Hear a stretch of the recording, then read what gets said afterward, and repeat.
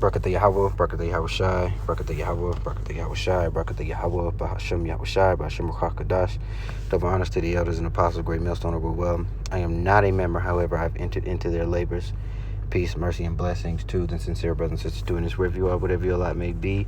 At you with a quick one, just going to be straight and to the point, all right? I'm gonna let this play. Really, I'm going to, well, I guess it's not that long. I'm gonna let it play. But before we do, I'm gonna go to, let's grab a scripture before we kick this thing off real quick. And like I said, this is gonna be relatively short, if the Spirit allows. This is gonna be Deuteronomy 29 and 29.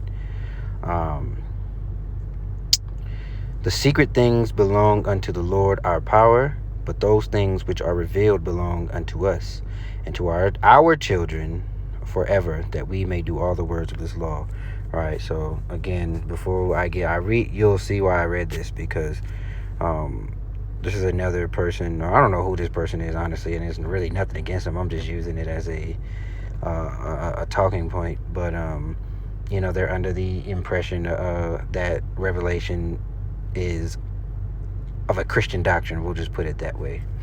Okay, so it's not for everybody to understand the mysteries, and if you do, then call Hello Yahweh Bashem Yahweh Shai. That is a great and wonderful gift. So let me let this roll. And and 28, it says, let me get 28 real quick, because it says the Lord rooted them out of their land in anger and in wrath, and in great indignation has cast them into another land, as it is to this day. And that's where we are.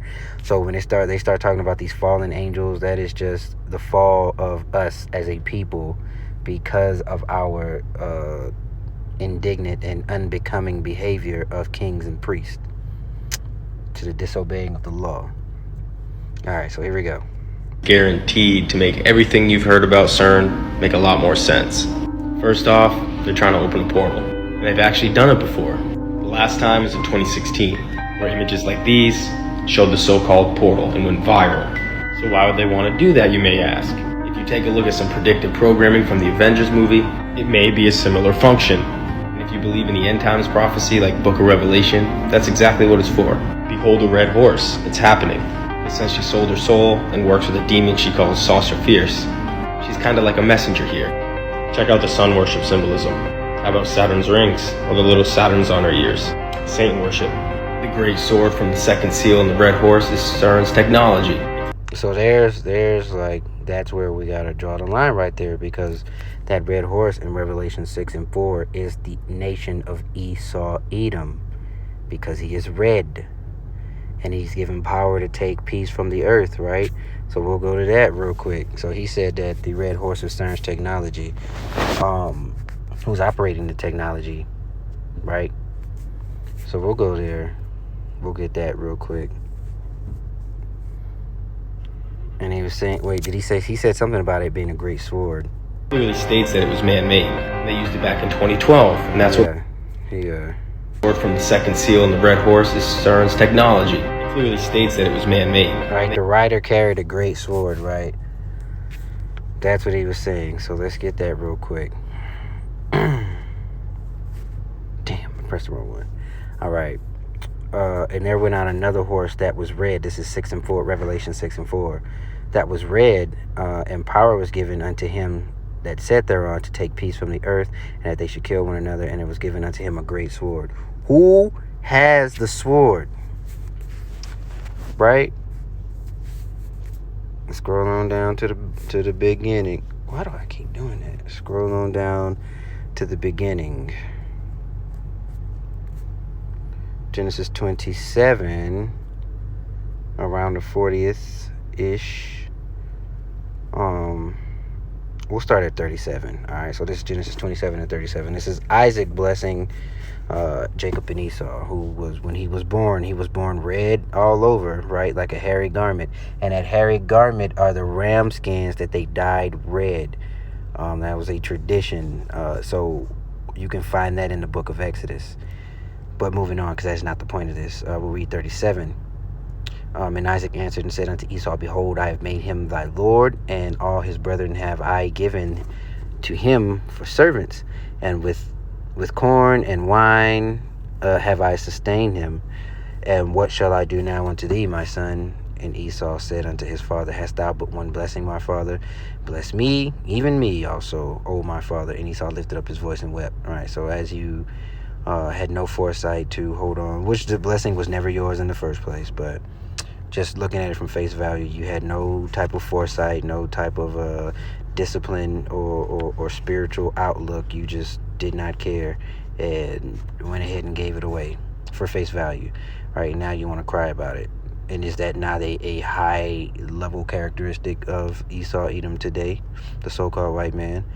And Isaac answered, verse 39, and Isaac his father answered and said unto him, Behold, thy dwelling shall be the fatness of the earth. Who controls all these things? Who controls CERN? Who controls the banks? Who has gone all throughout the earth and committed mass acts of genocide? Who? And then what gets me is when you see these things and it says, oh, we as a people. We ain't no we. You the international nigga. You're a nigga. You go and you steal and you kill. The gang shit that our people do in neighborhoods, Esau Edom, the so-called white man, does that worldwide and has been doing it. So these vassal states of old Rome that are now like the Netherlands and France and Germany and Spain and things of that nature, those are all Edomites. It doesn't matter what language they speak. Those are Edomites. Verse 40. And by the sword shalt thou live, and shalt thou serve thy brother, and it shall come to pass when thou shalt have dominion that thou shalt break the yoke from off thy neck. So that's already happened. That was around one of the kings of Judah. I can't remember, but that's already happened. But the point is that he would live by the sword, and he's also compared to, if you go to Revelation 20, I believe, about him being the dragon, that great red dragon, and it also represented Herod. I believe that's 20. Before I speak, now let me not. Or it could be 17 or 9. Hell, let me get there. Beyond a great red dragon. And after these things I saw 4 angels standing. Okay. And I heard the number of them and the tribes. Okay, no. So is it... And he opened the bottomless pit and rose the smoke out of the pit. Yep. So it is 20. Came on the 7 angels, had 7 vials. I just want to make sure I'm telling you to go to the right place. Mystery Babylon. And I saw an angel come down, right, and he laid hold on the dragon. Yeah, so that dragon, that old serpent, which is the devil and Satan, and bound 1,000 years, he was released, and he had that little season. So you skip on down to 7, those 1,000 years expired, and he was loose. And him being loose, you can go tie into the Renaissance period, where they started painting over the images and showing themselves in places that they were never there to begin with. So he's likened unto a lot of red things. A red horse in that scripture is Esau Edom, just as it is Esau Edom and Herod when it talks about the dragon taking the third part. When the dragon tried to kill the Messiah, that's a representation of Herod, who is also an Edomite. So it's very easy to link red to Edom because, I mean, their blood shows forth through their skin, and that is the mark that they would have. And then it's speaking of mark, make everything you've heard. That the CERN symbol is 6, right? So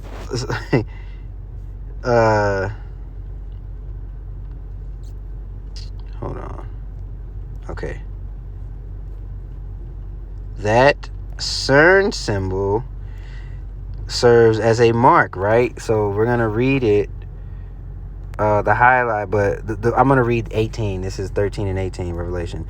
Here's wisdom. Let him that hath understanding count the number of the beast, for it is the number of a man, and his number is 666. So that is a mark that the Lord set upon him, so that the saints in the latter times can deduce who Esau Edom is, who the deceiver is, who the serpent is, who that red dragon is, who that red horse is. Who would be ruling Babylon the Great in the end times? So let me see. Yeah, so they have a mark. All right, that chi or chi sigma. Right, that mark is going to let you know who he is, and he puts his stamp on it because he is proud and he is boastful, and he tells you who he is. So the same way the Lord uses men to do these things, the same he uses his men to deliver Israel. So when Yahweh at the time, or Yahweh Bashim Yahushai, delivered the children of Israel, he said, I would deliver my children Israel from the hand of Egypt. But how did he do it? Through the hand of Moses. He did it through a man. Things are played out on earth by men. After Moses died, Joshua took over. So on and so forth. So the technology that this devil has is a part of his sword.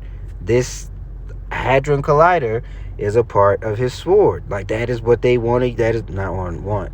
But that is what they use to bring about whatever the hell it is that they're trying to do. I will not argue semantics on what they're trying to do. The point of this is that you know him by his mark. And he puts that, the Spirit of the Lord is put on him to mark himself like that. So you see these different symbols with the sixes in them. And a lot of these big corporations have the sixes and things like that. So you can tell it is very obvious if you were given the Spirit to see. Or I'm sorry, if you were given the eyes to see and the ears to hear.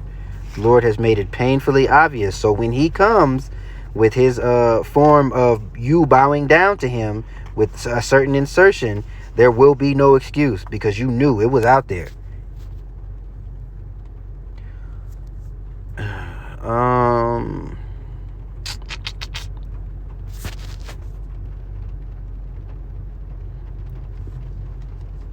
Bro, and let me get this one, Habakkuk 2 and 5. Yea, also because he transgresseth by wine, he is a proud man, neither keepeth at home, who enlargeth his desire as hell, and is as death, and cannot be satisfied, but gather unto him all nations, and heapeth unto him all people. Who does that? Tell me, show me in history. You know who it is. It is one manner of people. It was two manner of people in the womb. One manner ain't in control, right? Jacob is not in control right now. Esau was given the fatness of the earth, and Esau was given the earth. Goodness gracious, Job 9:24. The earth is given into the hand of the wicked, right? And we know who the wicked is through Malachi 1 and 4, or in the book of Malachi. Sorry, because I think there's only one. So in the book of Malachi, you can see they are the border of wickedness. Let me finish this real quick. And shall not all these take a parable against him, and taunting proverb against him, and say, woe to him that increases that which is not his? How long and to him ladeth himself with the clay? So yeah, that's all I wanted out of that one. But as you can see, that is who does that.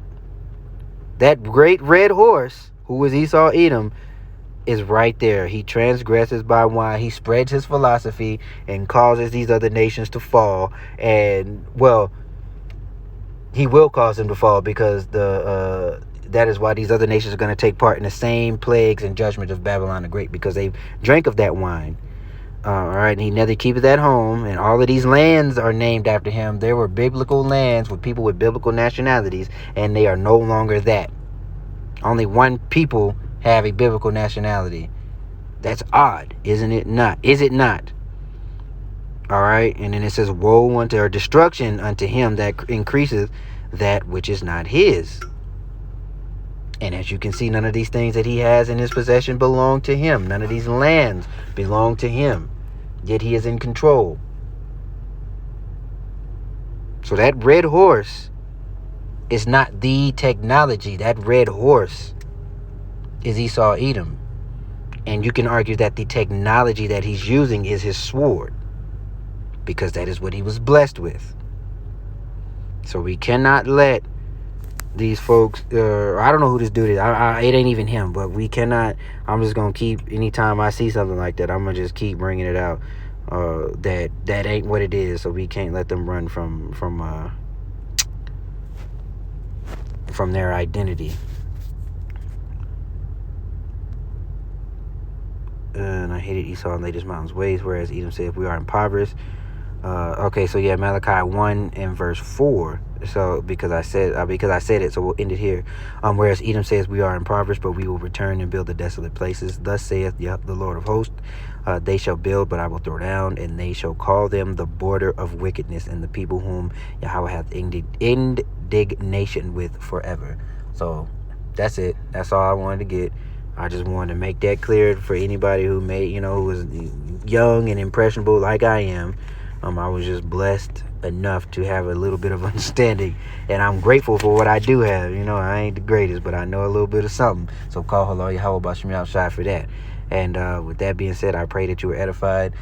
Keep walking circumspectly, keep paying attention, because it's all kind of stuff going on, all kind of doctrines being spread that we ought not to be falling into. So shalom.